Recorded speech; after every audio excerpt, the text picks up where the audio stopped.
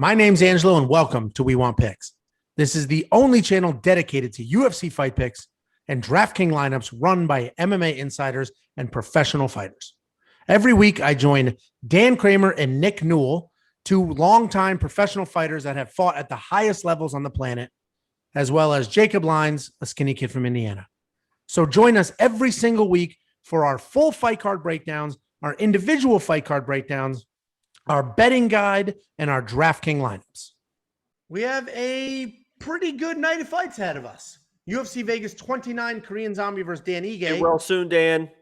The good fights are good, the bad fights are bad, but that doesn't mean we can't make money placing bets. Just me and Jacob tonight. We have Dan's bets. I'll go through them. It's just Jacob and I. Dan's sick. He has himself a man cold, so he is down and out for the count, but it's fine. He has a cold, wet cloth on his head. He has cucumbers. He's got the cucumbers. He's got Monistat. He has some soup. He'll be fine. He'll get through this, but feel free to pray for him in the comments. But let's walk through our bets. I will go first. Money line, I have Davy Grant at plus 180. I put a whole unit on that. Listen, there were not a lot of underdogs. I only like to money line underdogs because any favorite that I'm positive is going to win is usually too big of a favorite to just throw that money on. So I like to money line underdogs. Davy Grant is almost a 2-1 underdog in a rematch that he dominated start to finish. It was like 30-26. It wasn't even 30-27. So anyway, I have Davy Grant in the rematch. I have a full unit on that at plus 180. And then I have a bunch of prop bets. I have transitioned into prop bets. And if you watch these betting guides, weren't it like you guys making fun of me like 2 months ago we started doing this about, oh, you're doing all props, and now all of a sudden like everyone's doing prop bets. Like, and you're like, oh, I've fallen in love with prop bets. Okay. So if you watch these, first of all, let me explain what we're doing. We're walking through our bets. These are bets that we actually placed. I placed these bets. I went to wewantpicks.com/bets. I signed up. I grabbed one of those options and I placed these bets. These are real. Jacob has done the same. Dan has done the same. We're not telling you what to do. We're just telling you what we did. So with that being said, we talk in units. A unit could be $10. It could be $100. It could be $1,000. It could be 10,000. It could be whatever you're comfortable betting. Break it down into units. So essentially the units are here so you know how confident we are or are not in a bet. With that being said, the dynamic here is I tend to be the more conservative bettor. I bet fights that I'm pretty sure of. The props I pick, if you look at them, none of these odds are crazy. Jacob likes to have I like to bet. I will explain. I like to bet on the bets I know for sure. So Angelo is like pretty sure. Mine are 100% positive. Go ahead. And then Dan is the experienced bettor. Dan is like, if you look at his bets, it's a quarter unit here, quarter unit there. He's hedging left and right, and it's all over the place. But it's, you know, there's some actual strategy. Yeah, actual strategy. Yes. Mine, and just to if you're this is the first time watching, mine are not actual strategy. Those are fun. Don't listen to me. But I have hit some parlays. I'll talk about it later. No, Jacob wins. We all win money. I'm up. I'm the big winner the last 2 weeks in a row. So let me walk through. I have I do have a strategy, but I'm much more level with mine. And if you look, none of my odds are crazy. I have Verna Jandiroba wins inside the distance, but a decision is no action. What that means, this is why you need to go to wewantpicks.com/bets. That is the only place you are going to get these types of bets. These prop bets, what this means is Jandiroba either wins by stoppage of some sort, or if it goes to a decision, I get my money back. It's like the bet never happened. I get a refund. So if she loses a decision, I get a refund. She wins a decision, I get a refund. She wins by submission, by stoppage, I hit at minus 280. If she gets stopped, I lose my bet. That's basically the only way I lose money is if she gets stopped. If she does the stopping, I win. If it goes to a decision, I get a refund. You're only going to find these types of props at Bet Online, and you're only going to get the best match by going to wewantpicks.com/bets. Then I have Dan Ige with the exact same bet. He wins inside the distance or decision is no action. There's no way Dan Ige gets stopped. and I hope I didn't jinx it, but Dan Ige is tough as hell. Head like a brick. The way he's built, like he's just not going to get stopped. I wish you would stop. I know. I don't want to jinx it, but he could do the stopping. But again, if there is no stoppage in it, I was going to say we've already seen one Dan get stopped this weekend. Yeah, man cold. If Dan Ige wins a decision, if it goes to a decision, which I think is the most likely outcome, it's okay. I get my refund. I'll take a refund all day. If he wins inside the distance, which I think he's the only person that can win inside the distance in this fight, great. I win my bet. That is why we partner with BetOnline. I put a full unit on that. Then I have Olenek versus Spivak over 1.5 rounds. I love this bet. I only put a half a unit on because everybody has me scared. But I love this bet because I don't think everybody... I love it so much. I'm not that confident in it. I'm the conservative one. I love it because everybody thinks that Spivak is either going to win by knockout in the first round or Olenek is going to win by submission in the first round. I actually think they respect each other's dynamics, and it's going to go past 1.5 rounds. If there's a knockout at, I don't know, 1 3/4 rounds, I win my money. I get plus 135 on that. Then I have Erosa and Choi. Fight does not go the distance, plus 105. Listen, Erosa is my pick. I think Erosa wins this fight. But Choi has phenomenal striking, has stoppage ability.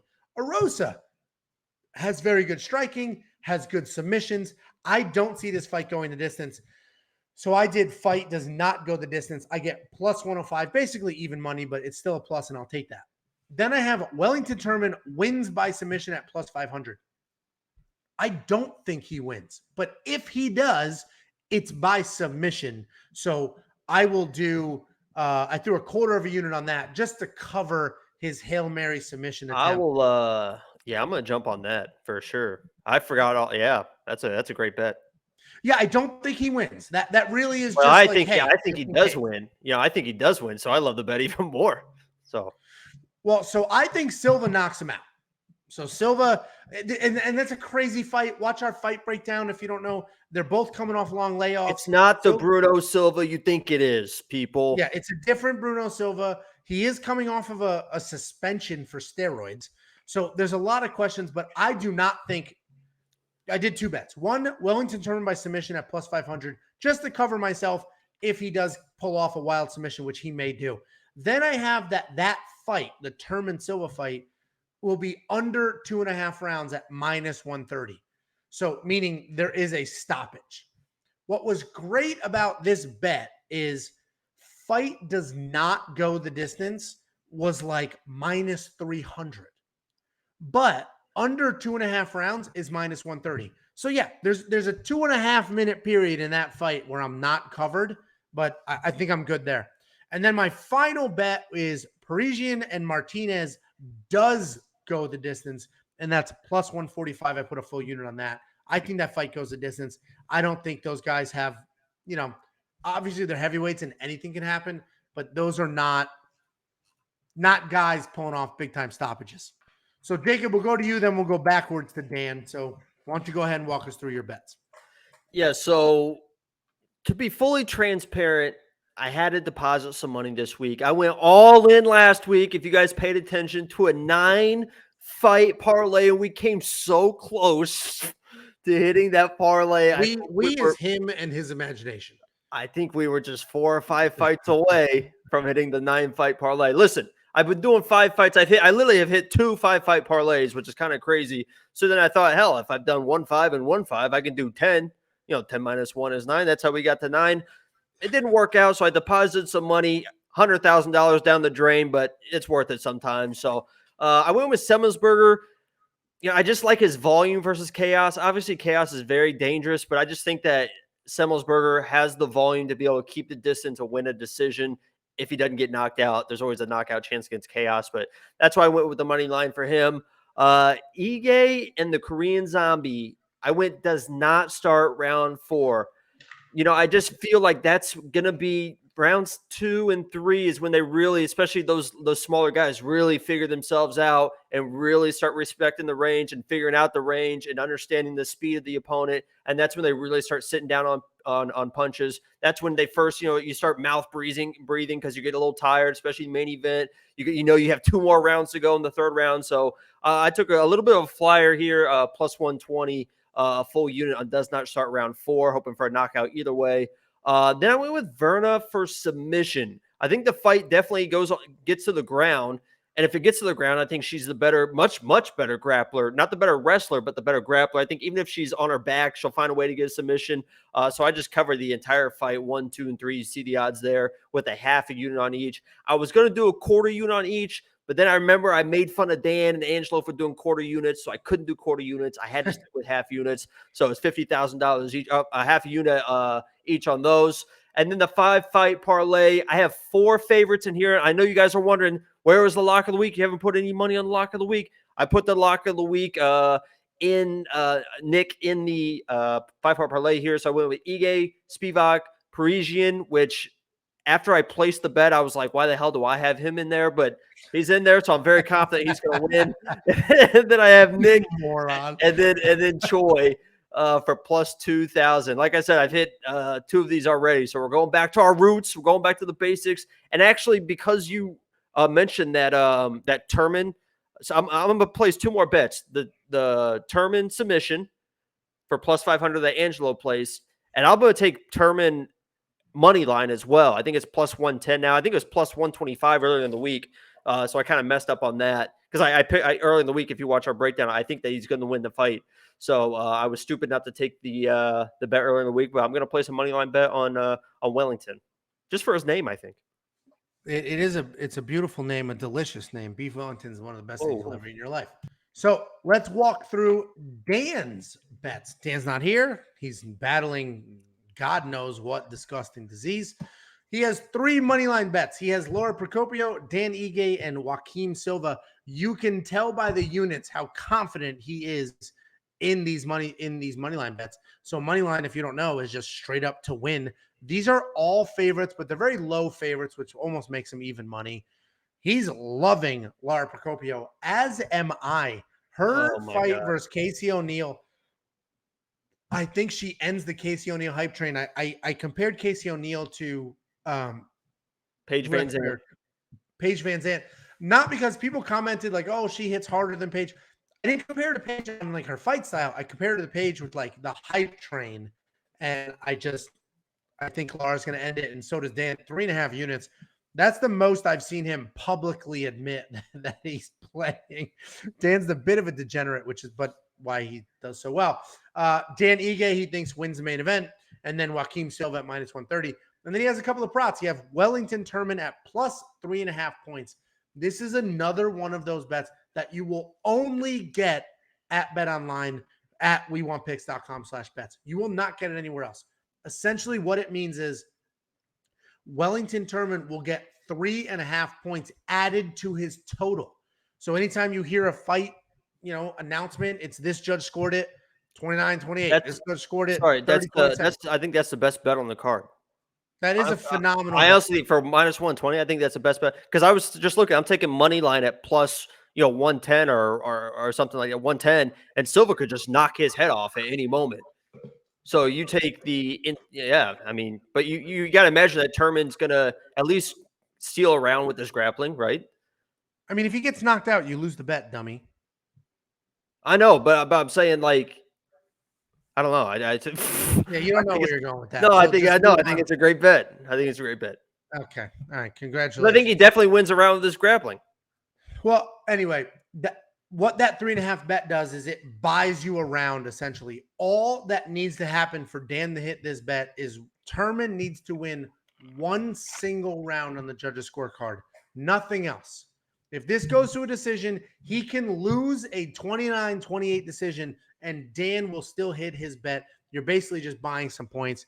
And he put 1.2 units on that. Then he has Joaquim Silva wins inside the distance at plus 290. He put a half a unit on that. And then he has Laura Procopio wins inside the distance at plus 120 and a half unit on that. So he's very high on Laura Procopio Ooh. and Joaquim Silva. These are Dan's bets. Let us know in the comments whose bets you like, whose you don't like, and what bets you placed. I love knowing what you guys did because I will steal some of them if I like them. That's the point of these videos and this community. We're just sharing with you. You can steal mine if you want. Yes, it's always an option. No, I'm saying you can. If you want to, you can. WeWantPicks.com/bets. Grab the best option for you. Get your free money. Play some of these bets. Let us know what you're doing. And we will straight up, if you go to WeWantPicks.com/bets and you sign up, tell us the username you use to sign up, and we will just give you $20. Free $20. And guys, sometimes it's hard to sign up. Sometimes it's hard to deposit money. There's a few different ways you can do it. If a credit card doesn't work, if you guys, I mean, everyone's got Bitcoin these days. I literally deposit money with Bitcoin. And I use my debit card. Yeah, it's very easy. One of the biggest questions we get is, oh, is this legal? It is 100% legal. Offshore sports betting is legal, like literally legal. It's not like, oh, it's a gray area. It's straight up legal. There's nothing illegal about it. The problem is you're depositing money into a website that doesn't end in .com. So sometimes the bank is like, whoa, what is this? So I didn't have any issues, but other people have gotten text messages from their bank saying, is this real? You just have to say yes. Either way, if you have a problem, let us know. If not, let us know your username, and we will just straight up Venmo you $20 to go play with. And even though it's like offshore, we have all withdrawn money from the site as well. Yeah, it's the easiest thing. It's the exact same thing as when a cruise ship gets freaking 200 feet away from the dock. And all of a sudden easy with the language, guy, huh? Easy with the language, huh? And all of a sudden the casino opens up. Anyway, WeWantPicks.com/bets. Let us know if you have any questions, and let us know your maritime law in the comments below.